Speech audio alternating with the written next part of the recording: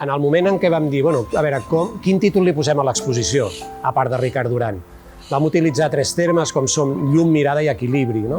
Tres termes molt clàssics en la fotografia, però que realment en Duran les porta molt a un nivell molt alt, no? És a dir, la llum, esperar el moment adequat en què hi hagi aquell moment de llum idoni, l'equilibri i sobretot mirar. I a mi personalment, sobretot està al començament de l'exposició, hi ha un grup de 4 fotografies on hi ha una porta amb una entrada de llum, uns reflexes amb un cotxe, n'hi ha una altra que es veu uns reflexes amb una piscina i una cadira. Una imatge tan simple que dius, però ell sabia mirar això.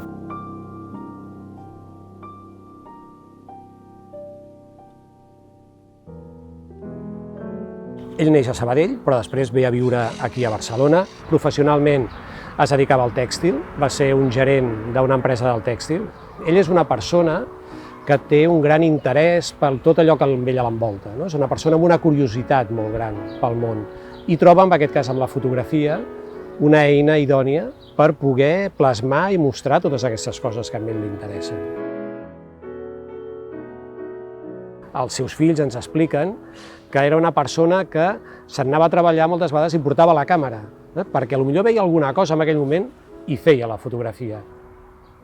Hi ha una de les fotografies on es veu un aparador on hi ha una barra de pa, hi ha una llauna d'olives l'espanyola, el Colacao i una petita publicitat d'una pel·lícula del Hollywood de l'època, no?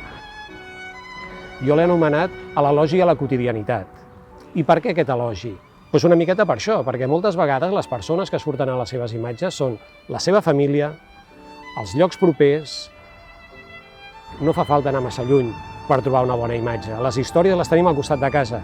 Doncs d'alguna manera en Ricard Duran plasma això, és a dir, totes les seves imatges són la seva quotidianitat. Estaria una miqueta entre un cert fotoperiodisme, però també un fotògraf, i potser és la part més potent que ell té, de racons, d'espais. Per tant, aquell fotògraf que se sent còmode amb diferents maneres d'entendre la imatge.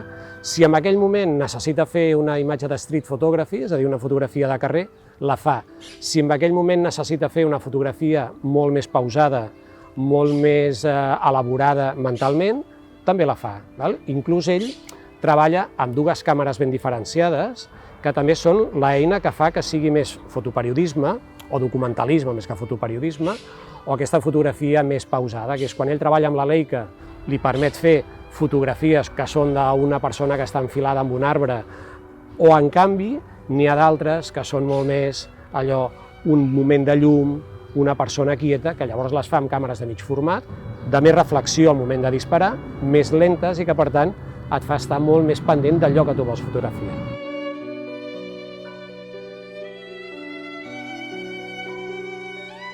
En el moment en què ell fa aquestes fotografies, que estaríem parlant de finals dels 50s i els 60s, té un cert reconeixement.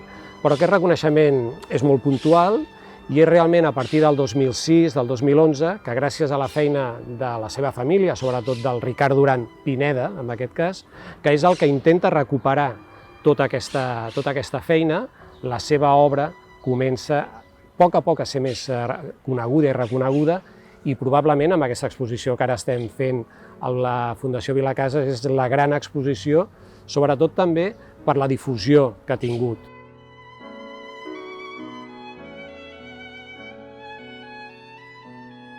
Moltes vegades a l'aficionat, el terme aquest aficionat, inclús que s'utilitza el francès a l'amateur, sembla una miqueta gairebé pejoratiu. Tot el contrari, és a dir, hi ha vegades que són persones que exclusivament no s'hi han dedicat professionalment, però a nivell de la seva qualitat estètica, creativa, poètica de les seves imatges, estan al mateix nivell que qualsevol professional. Són aquestes figures que es tenen que recuperar, és a dir, el que no pot passar és que la història de la fotografia només se n'en recordi dels grans noms. És a dir, la història de la fotografia se'n té que recordar també del dia a dia, d'aquests fotògrafs més anònims, però que no perquè siguin anònims deixen de tindre valor.